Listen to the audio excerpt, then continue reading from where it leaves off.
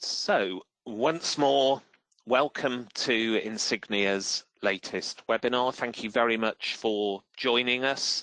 As I mentioned, we have participants in today's session from pretty much right around the world. I'll just go through a list of some of the nationalities and countries that I've spotted joining already. We've got Mexico, France, Ireland, Switzerland, Malaysia, Denmark, Belgium, the UAE, Mozambique, Canada, and of course the UK. So a really nice geographical spread there, which I guess signifies that polycrisis is a global issue and one which is relevant to everyone who works in crisis management. So before I get formally underway, a quick introduction for those of you who haven't met me. My name is Jonathan Hemus. I'm Managing Director of Insignia.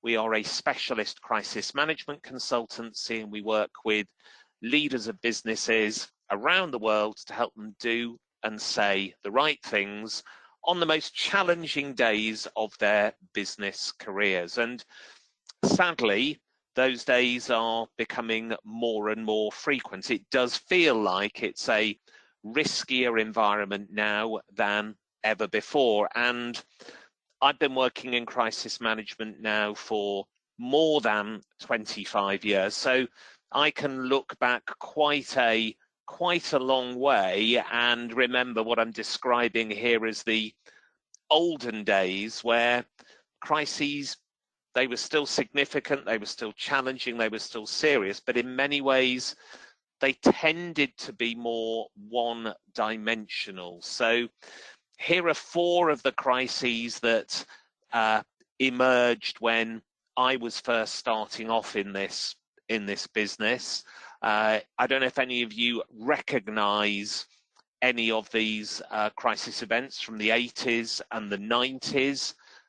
If anyone would like to post in the chat box if there's anything there that you recognize as a significant crisis from 30 or more years ago, and then I'll share with you that we're not aware of these situations, maybe weren't even born when these situations occurred. I'll perhaps start with the one in the bottom right-hand corner, because that's quite UK specific.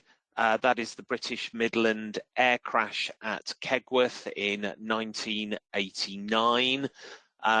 For me, that was a real inspiration in the sense that their CEO, Michael Bishop, was one of the first leaders to communicate via mobile phone during a crisis. But what he also did, more importantly, was he exemplified the qualities of great crisis leadership. He was front and center. He was expressing compassion, concern, and the action that he was going to take to, as far as he could, put this situation right. And he's a great example of where doing and saying the right thing simultaneously enables an organization to get through crisis. As I say, it was hugely challenging, but it was very much a single incident or accident led. Mark has got two of the others that are up there. So you can see, yep, top right-hand corner, Tylenol. This was another case study of really excellent crisis leadership. This was a drugs company, Johnson & Johnson, whose main product, Tylenol, was maliciously contaminated by a malicious actor of some kind. The person was never caught. But this was an example of an organization going above and beyond what could be expected, making difficult decisions to recall all of their Tylenol capsules, not just the ones in Chicago where the incident was centered, and being very proactive in doing the right thing under great pressure. Again, a really challenging situation, but focused on a single event. Again, as Mark has identified, bottom left is Exxon Valdez, one of the biggest environmental disasters of 30 years or so. Again, this was an example where a leader did not cover themselves in glory. The damage, as you can see, was awful enough.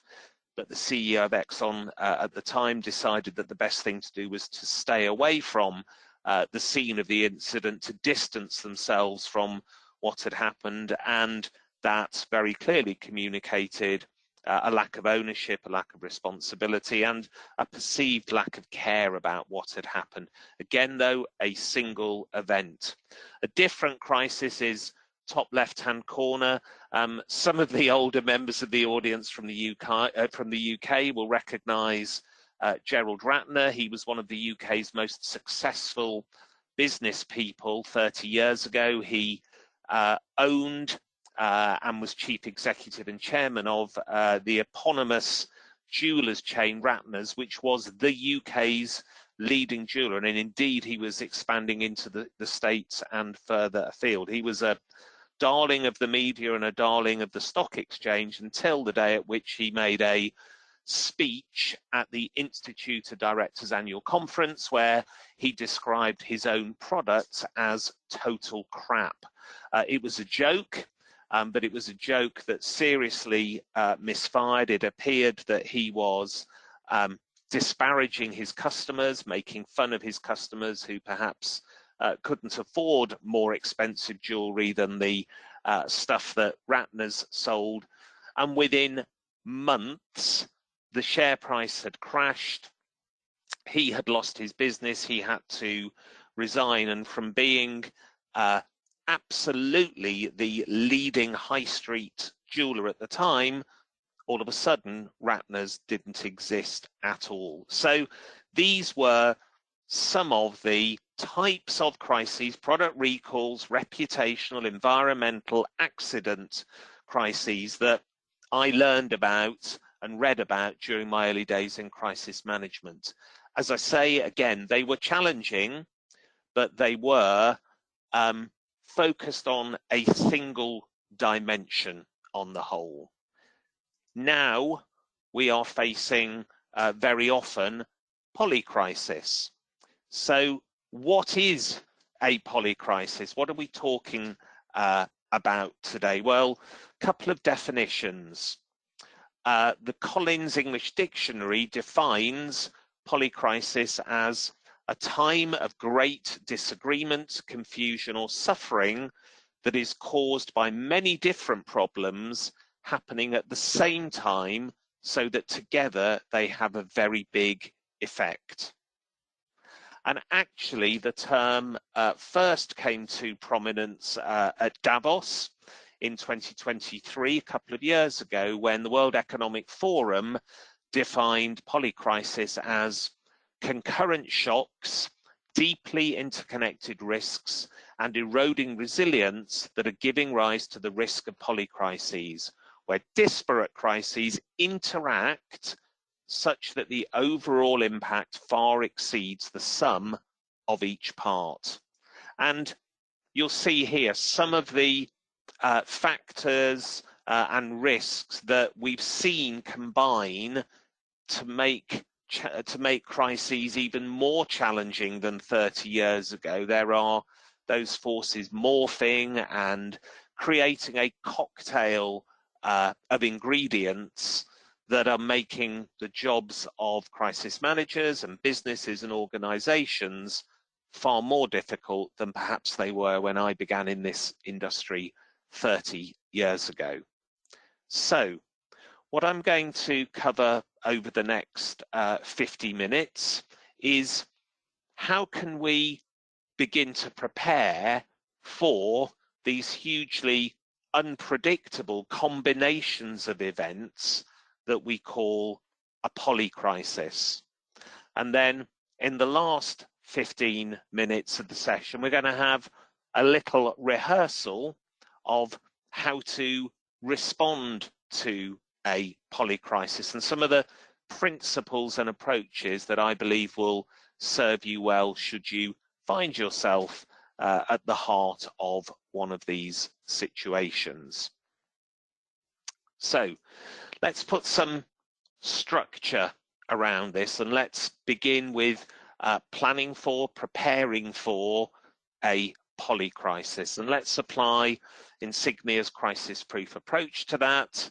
beginning with commitment and culture, then looking at foresight, foundations, skills, and confidence. So first of all, commitment. How does that relate to polycrisis?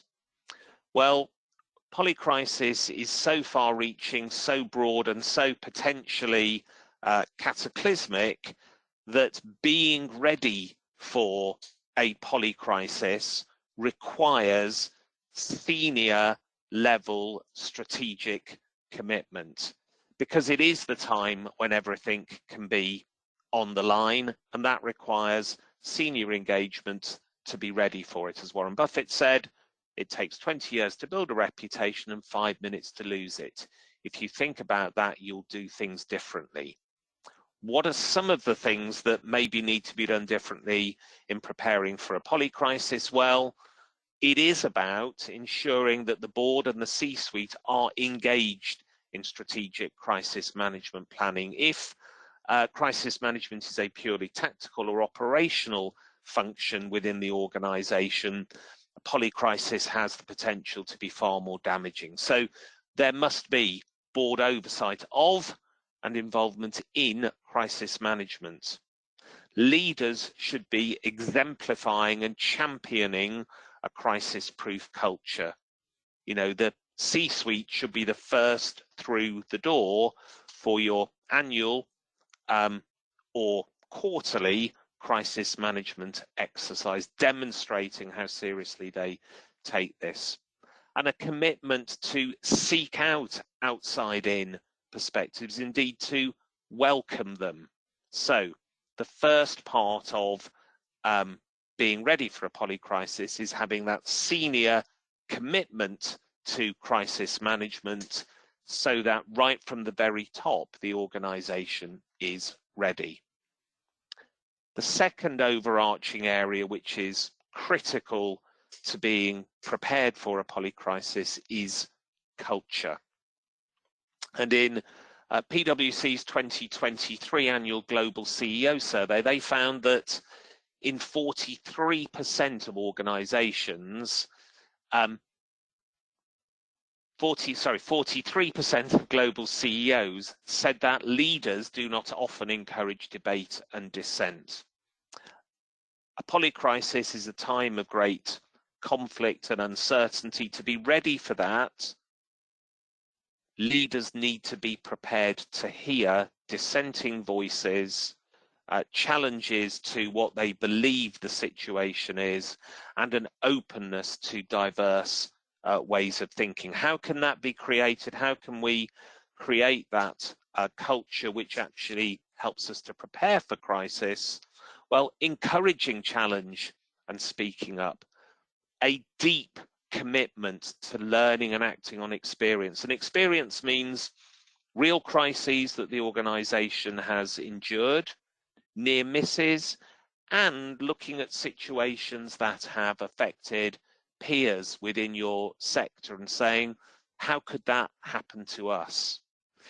Embracing that diversity of thinking and different perspectives, not being afraid of it or only following the way of your organization, but actually being prepared to listen to other alternative ways of looking at things and breaking down silos. I'm going to talk about risk assessment and risk management on the next slide, but again, even within the organization, actively listening to and encouraging input from right across the organization, not just within the resilience function or the risk function or the finance team or the comms team, breaking down those silos and getting a more comprehensive understanding of what's going on. Foresight. I was lucky enough to hear John Ferguson, the global lead at the Economist Impact Unit, speaking last month, and he said, we are operating in a volatile and unpredictable world, so our approach to risk management must change, with quarterly reassessments of risk and cross-functional teams. So I guess in summary, we need to reassess the risk assessment. It needs to be more frequent if we're going to have any chance of predicting or even keeping pace with polycrises, because the world does appear to be changing at a more rapid rate. Therefore, our risk assessment needs to be re-evaluated more frequently.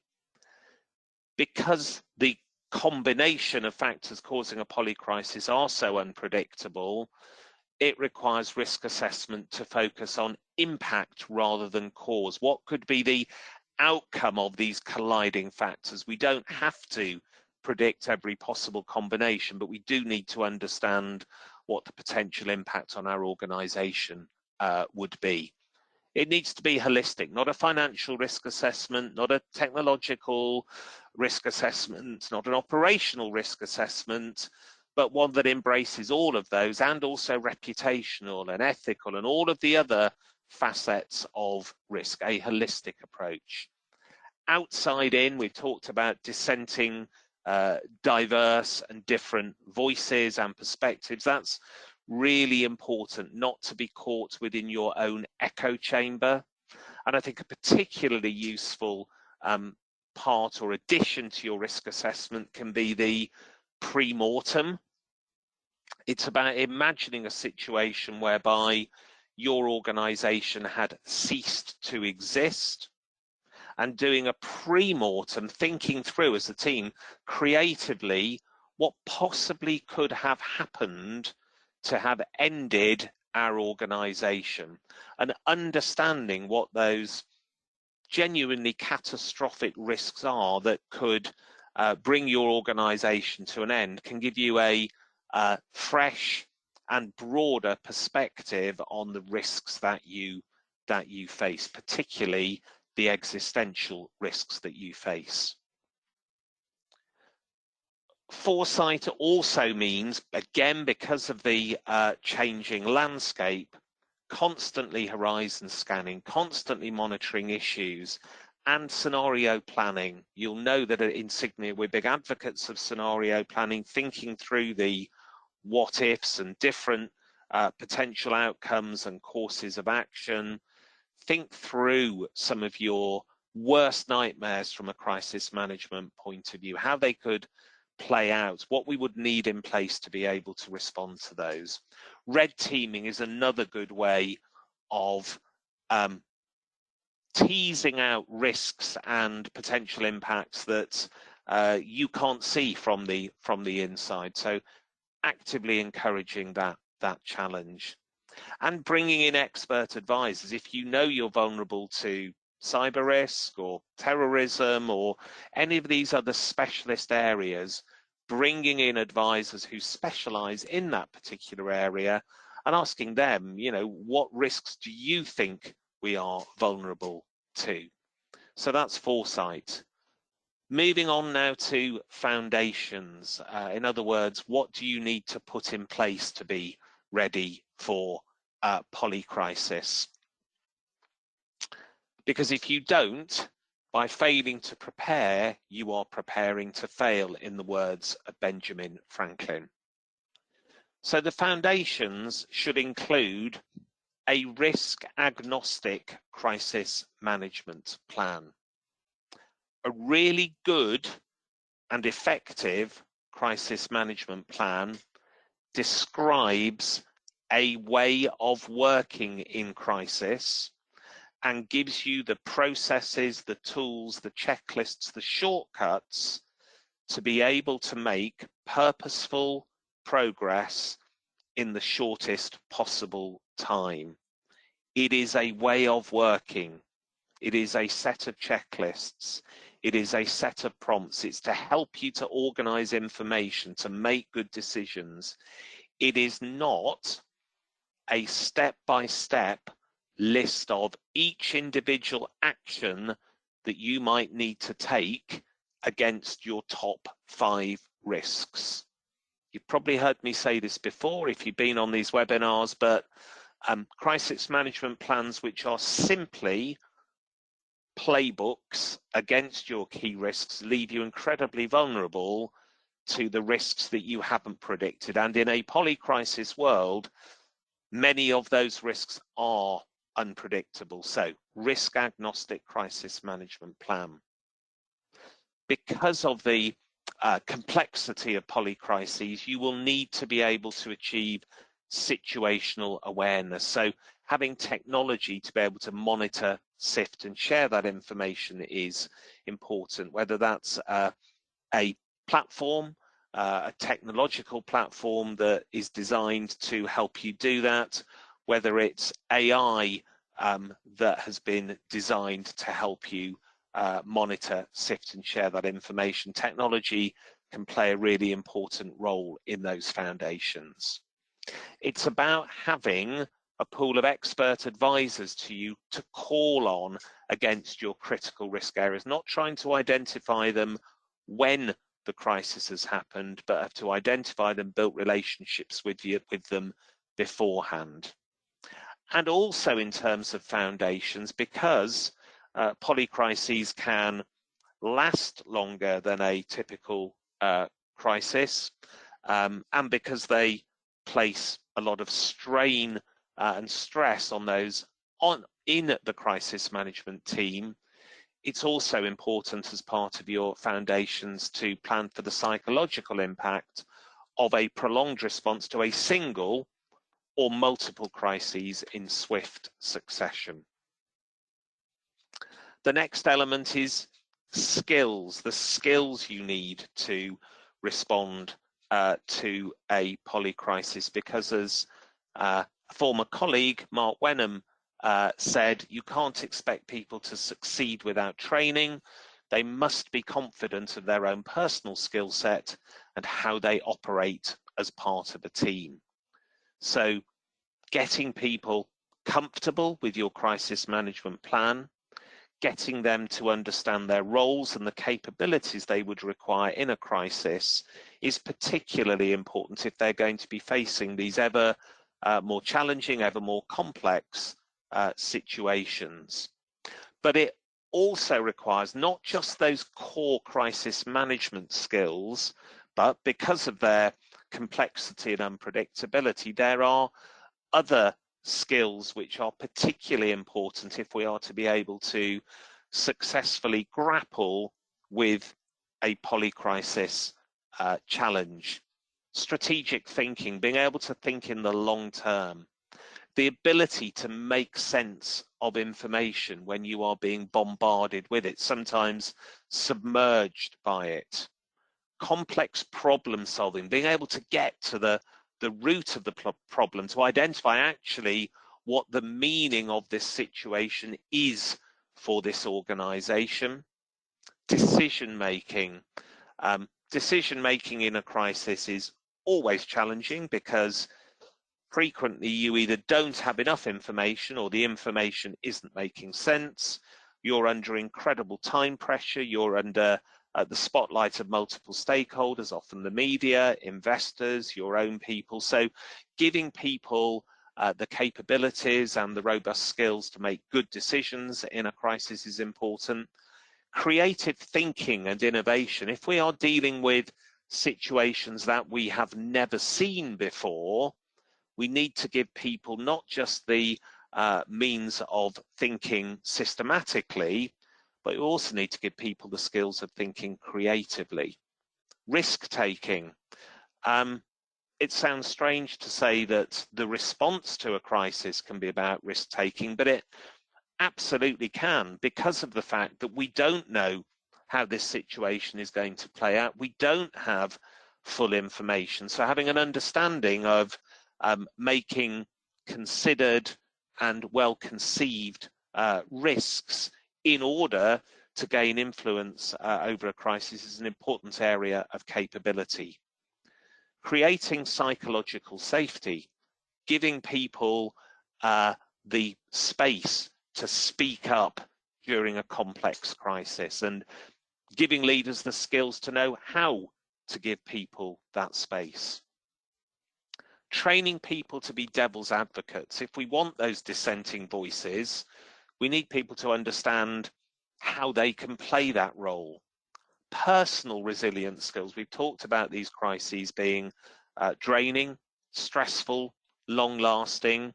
how can we help the people on the crisis management team to look after themselves better? And what about cognitive biases? There are a whole range of them, groupthink, confirmation bias. These are all shortcuts which can be applied to a polycrisis. But if the polycrisis is a completely new combination, all of those shortcuts that we have formed in our mind, those cognitive biases, may not be suitable for what we're facing now. So being able to understand what those cognitive biases are, to recognize them and know how to combat or overcome them is important if our teams are going to succeed in this new landscape. And finally, confidence, giving people the personal confidence and teams the collective confidence to succeed when faced with a polycrisis. And in the words of Sir Clive Woodward, the World Cup rugby winning coach, if you thought through in a non-pressurized situation, if this was to happen, what would we do? There's a very high chance you'll make the right decision in that moment. So if you want to succeed in managing a polycrisis, then you need to rehearse your response to a polycrisis, and that means thinking the unthinkable and engaging with it. Try not just to rehearse for the most likely risks, but also rehearse for some of the very unlikely but highly damaging risks. I well remember a senior director from a large mining company whose colleagues always feared a tailings dam collapse and a major environmental disaster, but because they feared it so much, they never actually rehearsed for it because of that fear, but also because they didn't really think that it would or could happen to them. If we're going to be ready for the worst, we need to rehearse for the worst. The second bullet point is about not getting into a groove of focusing on the same risk types time and time again. There's been, quite rightly, a focus on cyber risks over the last 5 years, and that is a risk that needs to continue to be monitored, managed and rehearsed for, because it's ever present and it's ever changing, but it isn't the only risk facing your organization. So be more diverse in the range of risks that you are rehearsing for. And more than that, create scenarios which are multi-dimensional, which bring together a combination of risks and threats that together pose a bigger threat to the organization than a single risk. So make your exercising appropriate for the polycrisis environment in which we are now operating. So to summarize in terms of preparedness, it's about leadership from the very top, the board and the C-suite, to commit to being ready for polycrisis. It's about creating a culture which enables polycrises to be identified and that encourages diverse thinking and speaking up. It's then about having the foresight to identify the risks which could cause a polycrisis and to then monitor and look out for and identify emerging crises before you're already submerged by them. It's about having the foundations in place, in particular, a risk-agnostic crisis management plan. It's about giving your teams, yes, the core crisis management skills, but new skills that are required to manage an ever more complex and volatile world. And it's about embracing polycrisis within your exercising program to give people the confidence through rehearsal that they would be able to succeed with a really massive challenge. So I'm now going to move on to responding to a polycrisis, and do that through a mini interactive exercise. I would very much appreciate your active involvement with this, and I'm not going to ask you to speak, but I am going to ask you to vote, and I am going to ask you to post to the chat box so we get some audience participation and I don't lose my voice because I'm doing all of the talking. So, theory into practice. I want you to imagine that we are 6 months into the future and you are part of the leadership team at Hogwarts Healthcare, one of the world's biggest pharmaceutical companies. Over the last 2 months, there has been a dramatic rise in avian flu in poultry. 3 weeks ago, the first cases of human infection were identified in France, and cases are now being reported across Europe and beyond. Up to 100 deaths across the continent have been attributed to bird flu. Hogwarts produces ronamavir, the leading antiviral medicine to reduce the severity of the condition, prevent complications, and improve the chances of survival. Stocks are running low due to supply chain issues and the impact of the global trade war. Media, governments, and the public are asking why Hogwarts is unable to supply the much-needed medicines. Others are criticising the business for profiting from misery. Hogwarts' share price has risen by 12% due to surging demand for ronamavir. Okay, so you are now part of that crisis management team dealing with this situation, or rather you're part of the leadership team of Hogwarts. So my question is, against this situation, should you activate Hogwarts crisis management team? Please either scan the QR code or join via slido.com and the registration number you see below, and cast your vote as to whether at this stage you should activate Hogwarts crisis management team. So I can see people voting.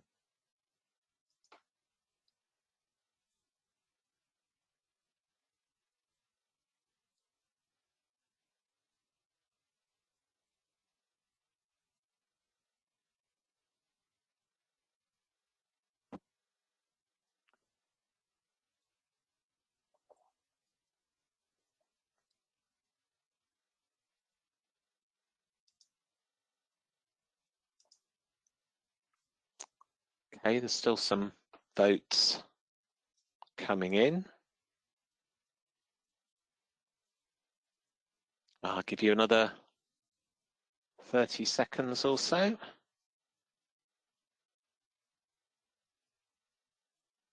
Okay, we're up to 38 votes. I know we have 60 people, more than 60 people call. Right, so let's have a look at the results.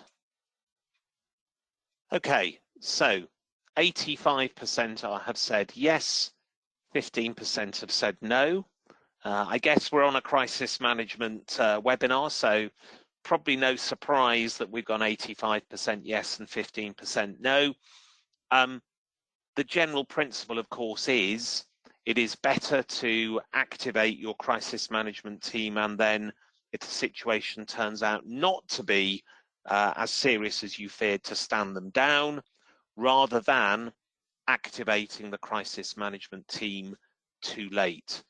I would suggest that in, again, a volatile world, a scenario where polycrises are occurring sadly all too frequently, it is worth, out of an abundance of caution, if you're facing a situation, something like you saw in the situation report, to stand that team up, get them briefed, because if it is a complex situation, the first step is to get people to understand what they're facing, make any immediate decisions or actions, and then either ramp up the response if necessary, or if it dies down, stand the team down. So, okay, we have our Hogwarts team now activated.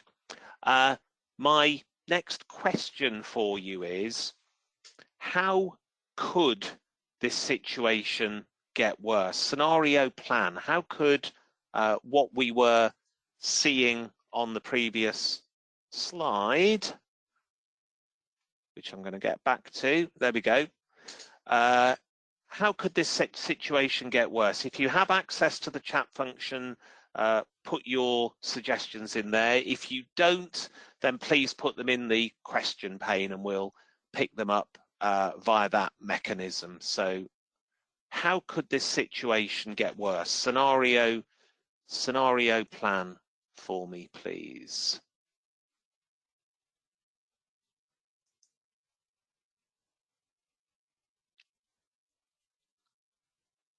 So we've got dramatic increase in number of deaths, absolutely.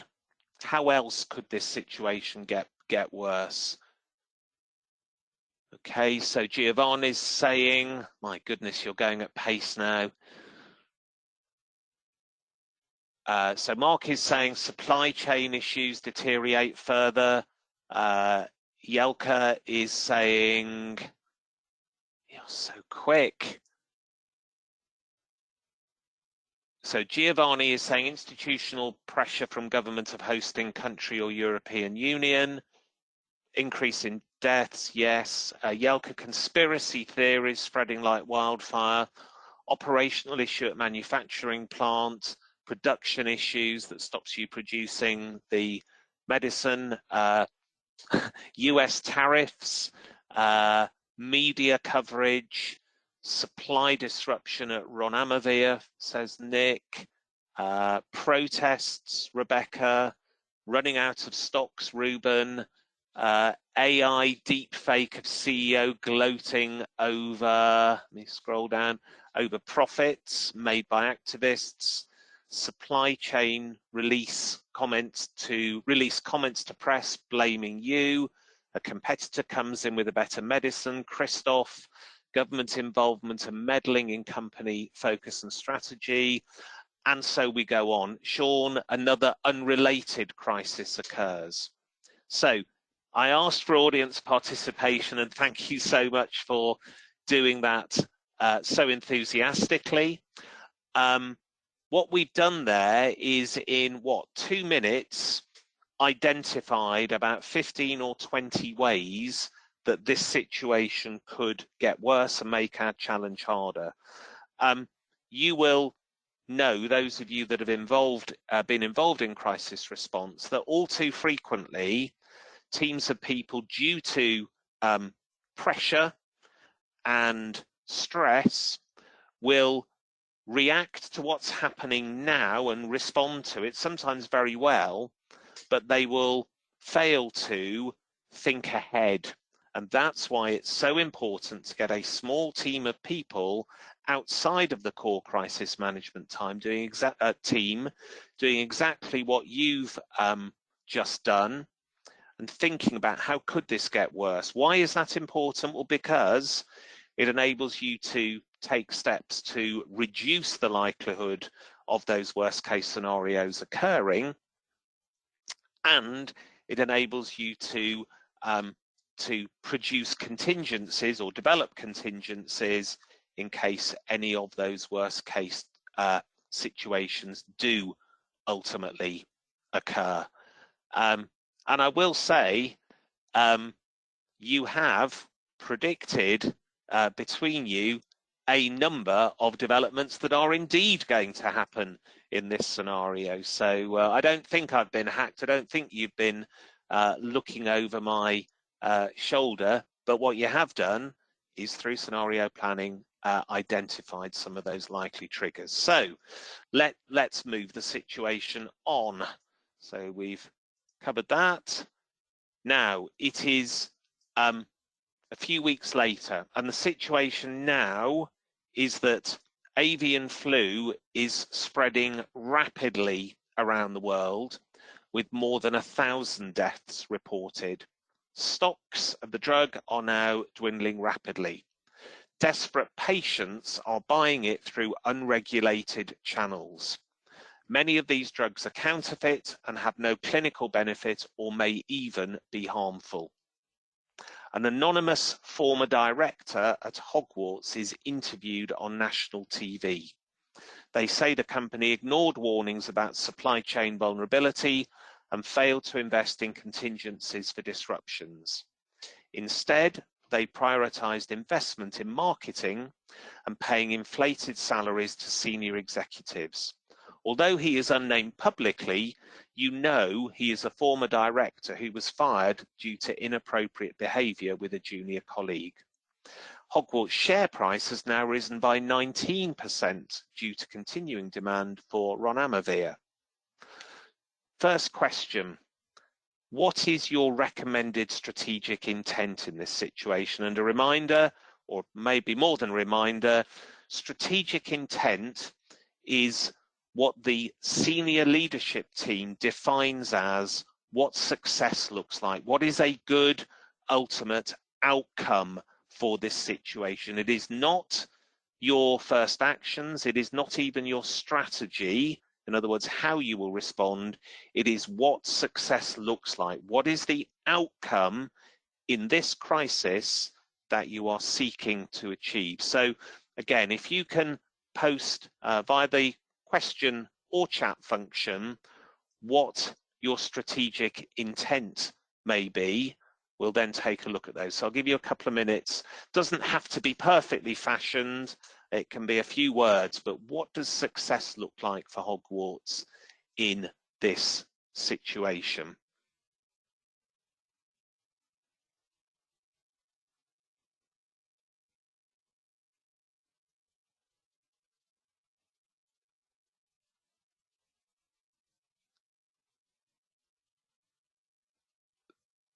So again, I'm going to start working down these. So Louise says to save as many lives as possible from avian flu. Zelka says to save reputation. Nick, minimizing deaths from avian flu.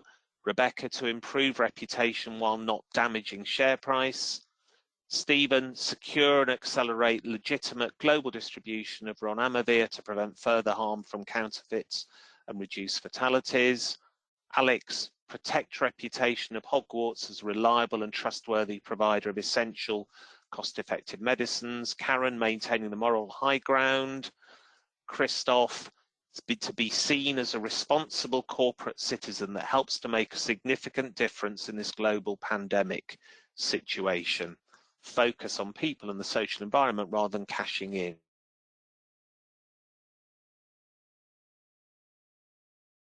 Intact. Giovanni, contain panic spreading and get back to a strategic conversation. Mark, to continue to work through contingency plans to maintain production of Ronamavir. Karin, to save reputation but not at the cost of human lives and company values. Juan Andres, being recognized as a fast-moving, thinking, human-centered company. So we've got a range of strategic intents there. When you have got a lot of noise around you and a lot of conflicting challenges and priorities and demands, focusing as a leadership team on a single strategic intent can be so powerful. Defining collectively where we are aiming to get to really helps to shape your decision making, your prioritization, and ensures that your team is all focusing and heading in the right direction. And as I say, that is particularly important when you are facing a crisis which includes multiple elements. There are some really good strategic intents there. There are no right or wrong answers. We can have judgments about which ones we think are better than others, but the most important thing is to align around a single end goal. So let's move on to the second question. Strategic intent is the end goal. What about your top priority right now? What is the most important area to be focusing on at this stage of the crisis? So give me some thoughts on the most important area to focus on right now.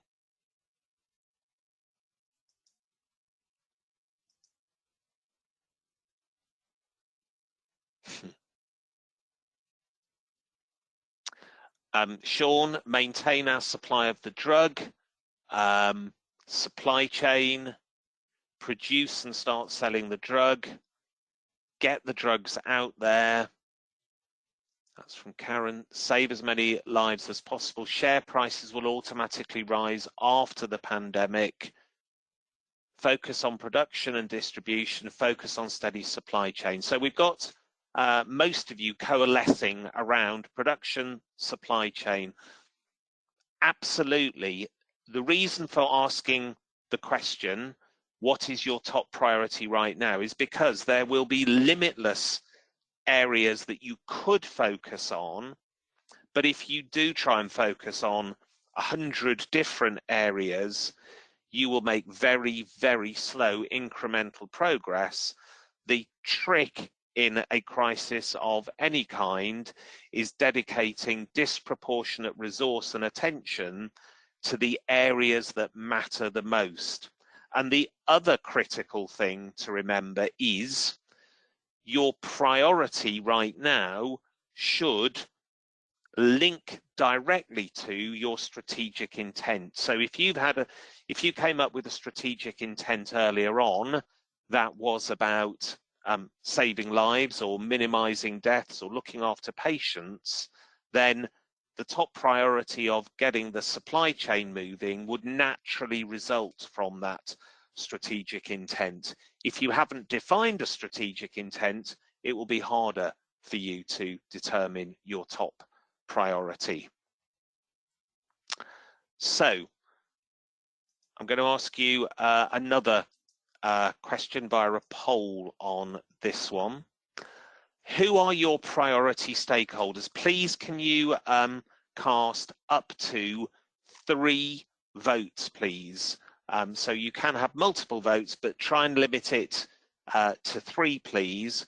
Who are your top 3 priority stakeholders right now at this stage of the crisis? And again, I'll give you some time to respond to that.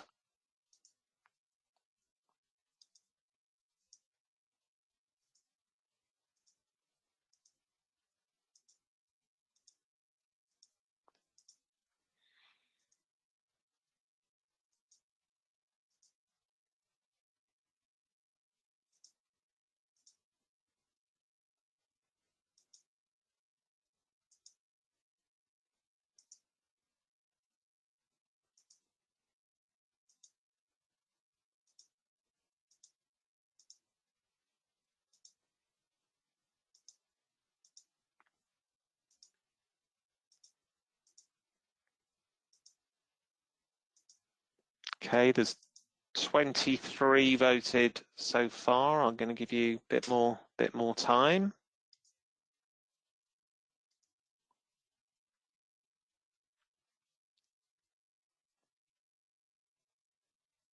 We'll get to at least 30 and then I'll see what the results show.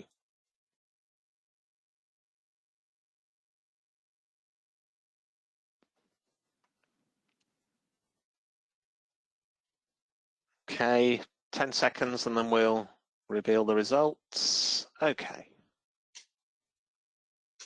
So we have, as we can see, the general public is by far the most popular stakeholder group to be targeted, followed by the health authorities, followed by our own employees. If we go further down, industry association 0, other 3%, competitors low, healthcare professionals, so government, media. I would suggest that the general public absolutely is the #1 stakeholder. One of the best ways of defining what a stakeholder is the group of people who are most impacted by a situation or who have the highest degree of influence over the outcome of the crisis. And the general public clearly are the most impacted by the situation. The health authorities clearly are a very important partner and influencer in this situation. And as you'll know, in any crisis, your own employees are critically important. They've just become even more important with a couple more votes that have come in. The broader reason, again, for asking this question is about prioritization. I think understanding at any one time who your most important stakeholders are is really helpful. Again, it's because you won't be able to communicate with everybody equally. So identify who are those stakeholders who are either the most impacted or have the greatest degree of influence and focus on them in particular. Okay, final phase. Bird flu is escalating globally. You're working closely with government, regulators and competitors to maintain supplies, but many people are dying due to a lack of medication. A video of Hogwarts CEO goes viral on social media. They say the company's run out of Ronamivir and faces financial and legal penalties as a result. Its share price drops 12% in 2 hours. Investors demand an urgent update from your CEO. You discover the video is a deep fake, as predicted by someone earlier on. Patients' families, anti-pharma groups and conspiracy theorists protest, someone also predicted this, outside Hogwarts headquarters, despite warnings not to congregate in large groups. They demand a meeting with your CEO. Concerned employees are worried about the future of the business, job security and personal abuse when people find out who they work for. They want an immediate town hall meeting hosted by the CEO. And the situation is dominating traditional and social media around the world. The BBC contacts your press office requesting a live interview with your CEO to address the escalating situation. What is the center of gravity of the crisis now? If you can post some thoughts via the question box, and this is, what is the nature of the crisis now? What is at its heart?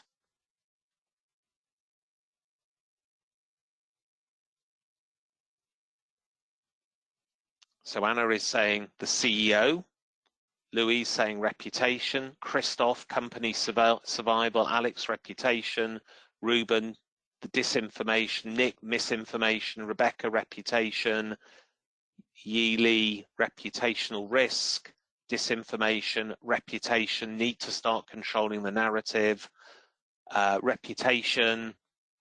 So again, we do have only 5 minutes left, but this is a really important question to ask during a real crisis, particularly a polycrisis where it's so complex.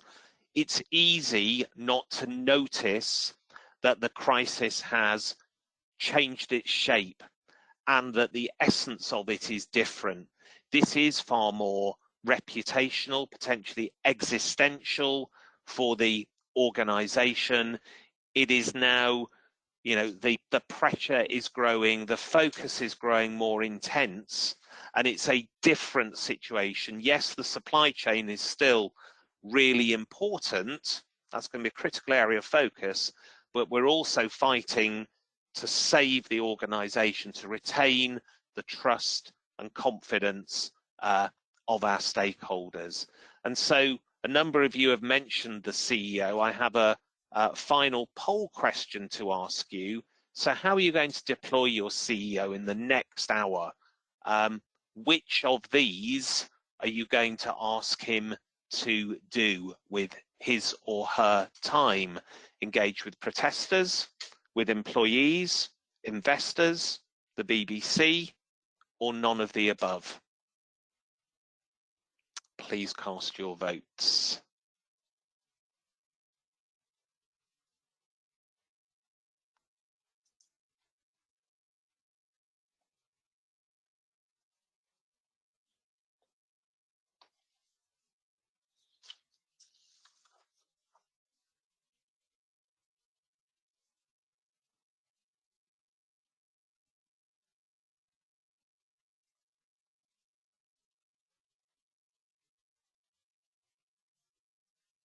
Okay, just give you another 10 or 20 seconds before pressing the button.